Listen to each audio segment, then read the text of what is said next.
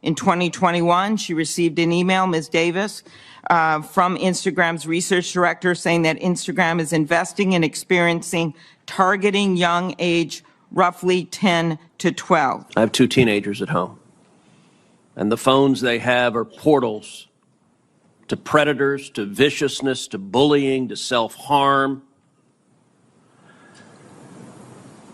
And each of your companies could do a lot more to prevent it. What is Zuck doing? Is he... He's playing the game. I think he's dissing himself with everyone. He's trying to play the games based on who's going to win the election. Facebook founder Mark Zuckerberg surprised a lot of people when he promised he'd end the policy of excessive censorship on his social media platforms. And since this news has generated a lot of buzz and optimism, no one seems willing to address the elephant in the room. So in this video, I'm going to tell you why we cannot trust this man and why he had no choice but to bend the knee to Donald Trump. But before I start telling you about Mark's shady past, let's see what exactly he said in this announcement. Hey everyone, I want to talk about something important today, because it's time to get back to our roots around free expression on Facebook and Instagram.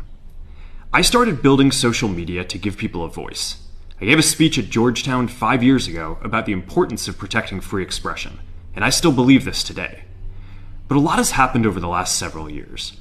There's been widespread debate about potential harms from online content. Governments and legacy media have pushed to censor more and more. A lot of this is clearly political, but there's also a lot of legitimately bad stuff out there. Drugs, terrorism, child exploitation. These are things that we take very seriously, and I want to make sure that we handle responsibly. So we built a lot of complex systems to moderate content. But the problem with complex systems is they make mistakes. Even if they accidentally censor just 1% of posts, that's millions of people. And we've reached a point where it's just too many mistakes and too much censorship. The recent elections also feel like a cultural tipping point towards once again prioritizing speech. So we're going to get back to our roots and focus on reducing mistakes, simplifying our policies, and restoring free expression on our platforms. So basically, he's admitting that his platform was unjustly censoring millions of people for the last few years. However, he's straight up putting all the responsibility of this censorship on faulty algorithms. Well, right after Biden won, this man was saying something very different while talking about those algorithms and his company's censorship policies. We've built sophisticated systems to protect against election interference that combine artificial intelligence, significant human review, and partnerships with the intelligence community, law enforcement, and other tech platforms. We've taken down more than 100 networks of bad actors who are trying to coordinate and interfere globally. We established a network of independent fact-checkers that covers more than 60 languages. We partnered with Reuters and the National Election Pool to provide reliable information about results. We attached voting information to posts by candidates on both sides, and additional contexts to posts trying to delegitimize the outcome. We strengthened our enforcement against militias and conspiracy networks like QAnon to prevent them from using our platforms to organize violence or civil unrest. I also welcome the opportunity to discuss internet regulation. I believe we are well overdue to update the rules for the internet around content, elections, privacy, and data portability. There are important questions here, including who should be responsible for what people say online? So you might wonder, what exactly changed? Well, he told us himself. Donald Trump won and brought with him a red wave, and Zuckerberg knows he now has no choice but to change. I'm sure some of you know that his social media platforms have been under a ton of legal scrutiny for their shady practices. For instance, we already know that Mark Zuckerberg leveraged Facebook user data to fight rivals and help friends. But that's not even the worst of it. Zuckerberg and his companies have allegedly been using our data as bargaining chips for a while now. How the is this legal? A new report came out this morning of a lawsuit that alleges that Netflix paid Facebook $100 million back in 2011 to access private messages from people who were using Facebook. And obviously they were doing this to gather information and data of people on Facebook so they could use it on Netflix to recommend shows and movies. Oh, and this wasn't just like a one and done thing. No, of course not. They were doing this for 10 years. Alright, now stay with me for a second. Two of the biggest companies in America are accessing private data from their users, but we're looking to ban TikTok, I don't care what data they're trying to collect. If you have standards for data collection, make them the same for everybody. Oh my god, if news came out that TikTok did this, we would have boots on the ground in China in less than 8 hours. This news would be on the damn front page of the New York Times with a headline saying, China is collecting your personal data. Get off TikTok now. But again, the problem I have here is the vagueness in this. What data are they collecting? What are they looking at? And the fact that we do not have the same standards for every company. And realistically, the final outcome here will be that Netflix and Facebook have to pay like a $750 million fine, which is peanuts to these guys. Oh, but God forbid TikTok collects the same exact data that Meta has been collecting for the past, I don't know, about 20 years. So basically, the reason Netflix always seems to know our preferences is because they know everything about us thanks to our Facebook posts and DMs. If that's not scary, I don't know what is. And this guy is also pretty spot on about the hypocrisy we see in how the government treats TikTok versus how they treat our own black sheep. Now, interestingly, Zuckerberg told us years ago that our activities on his platform should not be private. In 2010, he told a live audience that if he were to create Facebook again today, user information would by default be public, not private. Now, funny enough, most people wouldn't even know about this interview had Edward Snowden not posted it on his Twitter. So who is going to own the Facebook content? The person who puts it there, or you? The person who's putting the content on Facebook always owns the information, and that's why this is such an important thing, and why Facebook is such a special service that people feel a lot of ownership over. Right? This is their information; they own it. And you won't sell it? They often want to. No, of course not. I mean, they want to share it with only a few people. So just to be clear, you're not going to sell or share any of the information on Facebook. What the terms say is just, we're not going to share people's information except for with the people that they've asked for it to be shared. And Mr. Snowden urged people to see what Mark was saying when his company was just starting to take off. So basically, he promised users that their data would be safe and protected, and then he changed his mind and started selling it. Now, these policies are already enough to start a full-on investigation of his company, but I think there's another reason why Mr. Zuckerberg might want to kiss the ring and get on Donald Trump's good side. You remember he mentioned taking action to stop child exploitation. Well, it turns out he didn't do a good job, and his social media platforms are now under fire all over the world because they're just not good for children. In fact, he even got grilled by multiple Republican senators for this very reason. Let me show you some more facts. Here's some information from a whistleblower who came before the Senate, testified under oath in public. He worked for you. It's a senior executive. Here's what he showed he found when he studied your products. So, for example, this is girls between the ages of 13 and 15 years old. 37% of them reported that they had been exposed to nudity on the platform unwanted in the last 7 days. 24% said that they had experienced unwanted sexual advances they'd been propositioned in the last 7 days. 17% said they had encountered self-harm content pushed at them in the last 7 days.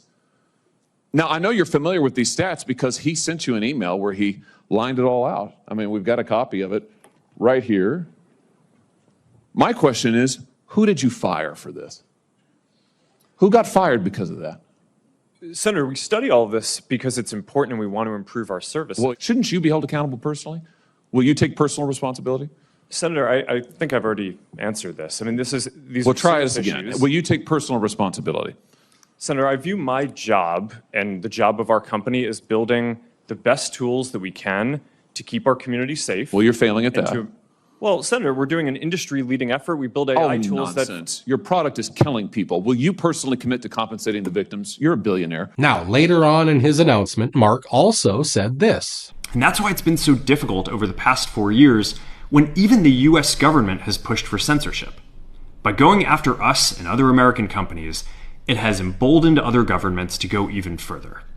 But now we have the opportunity to restore free expression, and I am excited to take it. So he's basically saying that it was the government who tried to censor his company. Well, actually, it was the FBI that really stopped him from covering important stories like the Hunter Biden laptop scandal. And their purpose was simply to stop Donald Trump from winning the second term. I think I heard someone say that Mark talked about how the FBI instructed Facebook to censor the Hunter Biden laptop story. Yeah, and I think Mark did a masterful job of pinning Facebook's fascist policies on the FBI's fascist policies. How so? Well, when Zuckerberg wasn't being a sociopath, he was being a sociopath who said the FBI came to Facebook right before the laptop story broke and warned them that there would be upcoming dumps of Russian misinformation. How'd the FBI know that was coming? Because apparently most Russian misinformation comes from them. And Zuckerberg just went along with it? Oh, he definitely went along with it. Did Rogan press him on it? No, I think Joe knew the Clinton body count would be going up by 1 if he got too curious. Oh, and speaking of the FBI,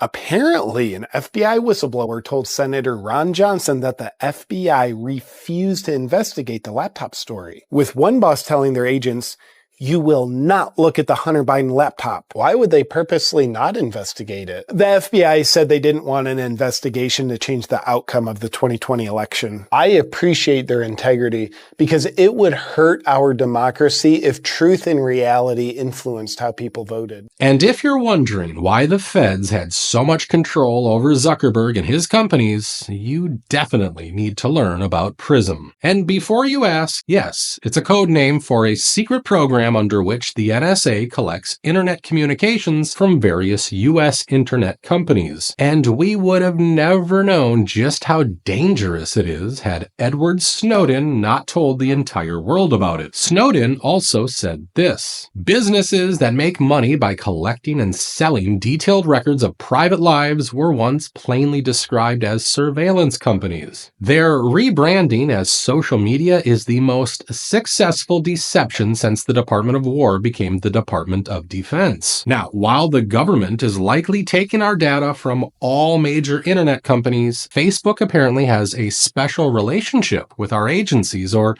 at least that's how the conspiracy theory goes. Since I read your comments, I know some people in this community have definitely heard about the LifeLog project. And even if you haven't, I'm going to tell you about it because it might just be the craziest coincidence you'll ever see. It all starts with this Wired News article from 2004, which says the Pentagon canceled its so-called LifeLog project, an ambitious effort to build a database tracking a person's entire existence. Run by DARPA, the Defense Department's research arm, LifeLog aimed to gather in a single place just about everything an individual says, sees, or does. The article continues with, LifeLog's backers said the all-encompassing diary could have turned into a near-perfect digital memory, giving its users computerized assistance with an almost flawless recall of what they had done in the past. But civil libertarians immediately pounced on the project when it debuted last spring, arguing that LifeLog could become the ultimate tool for profiling potential enemies of the state. Now, interestingly, researchers close to the project say they're not sure why it was dropped late last month. DARPA hasn't provided an explanation for LifeLog's quiet cancellation. A change in priorities is the only rationale agency spokeswoman Jan Walker gave to Wired News. And David Karger, who was one of the MIT researchers working on this project, told Wired News, I am sure that such research will continue to be funded under some other title. I can't imagine DARPA dropping out of such a key research area. Now, you might be wondering why we're talking about a 20-year-old project. Well, notice the date on the article, February 4th, 2004. And just a quick search will tell you that Facebook was founded on January 4th, 2004. So you tell me,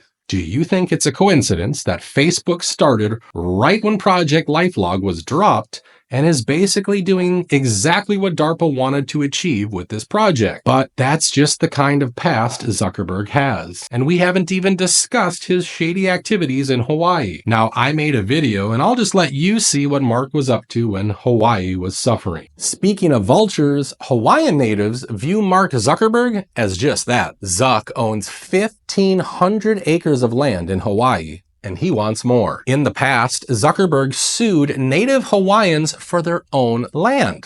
Zuck stole over 1,000 acres of land from the locals. There is history of Mark Zuckerberg and Bill Gates attempting to purchase all the islands. In fact, in Kauai, Mark Zuckerberg owns more land there than the government of Kauai itself. An article from The Hill explained, in 2017, hundreds of local Hawaiians who owned interest on small pieces of land within his estate were subject to lawsuits by Zuckerberg's lawyers. Now, you must be wondering, if Mark has such a bad rep, why did Trump invite him to Mar-a-Lago after his win? Well, the answer is simple. You keep your friends close and your enemies closer. And trust me, Trump knows pretty well what kind of friend Zuckerberg really is.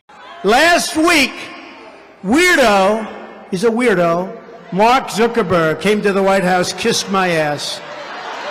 Kissed my ass. Sure, I'd love to have dinner. Sure, I'd love to have dinner. I'd love to bring my lovely wife. All right, Mark, come on in. Sir, you're #1 on Facebook. I'd like to congratulate you. Oh, thank you very much, Mark. I appreciate it.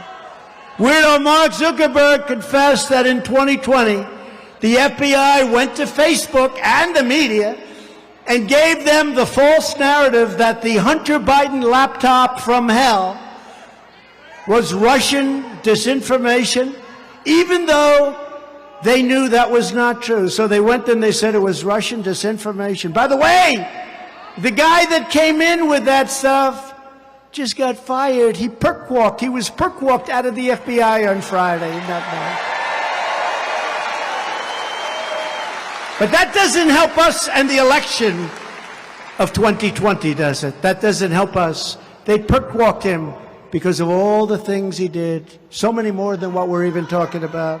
The FBI made it clear that they did not want the truth about the criminality and influence peddling of the Biden family coming out before the election, because that would hurt the chances of Joe Biden, who virtually never left his basement, winning the election. But despite his reservations about the guy, I think Donald Trump is smart enough to know that Zuckerberg can still help him fulfill his promises. And on top of this, Mark was also pretty openly admitting how much he loves our new president. I mean, on a personal note, it's, seeing Donald Trump get up after getting shot in the face and pump his fist in the air with the American flag is one of the most badass things I've ever seen in my life. And now he has promised to join hands with the Trump administration to not only end censorship in the United States, but all across the world. Finally, we're going to work with President Trump to push back on governments around the world that are going after American companies and pushing to censor more. The US has the strongest constitutional protections for free expression in the world.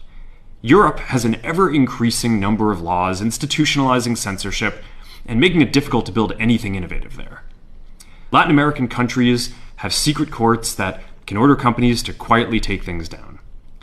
China has censored our apps from even working in the country. Now, only time will tell if he keeps his promise or not, but something tells me a guy like him won't be doing anything good for this country. I think Zuckerberg is doing this just to save his behind and to also increase his influence by copying Elon Musk's homework. Still, I would love to know what you guys think about his decision to change sides. Please share your opinion with everyone in the comments section below. As always, thank you so much for watching today's video, and I'll see you in the next one.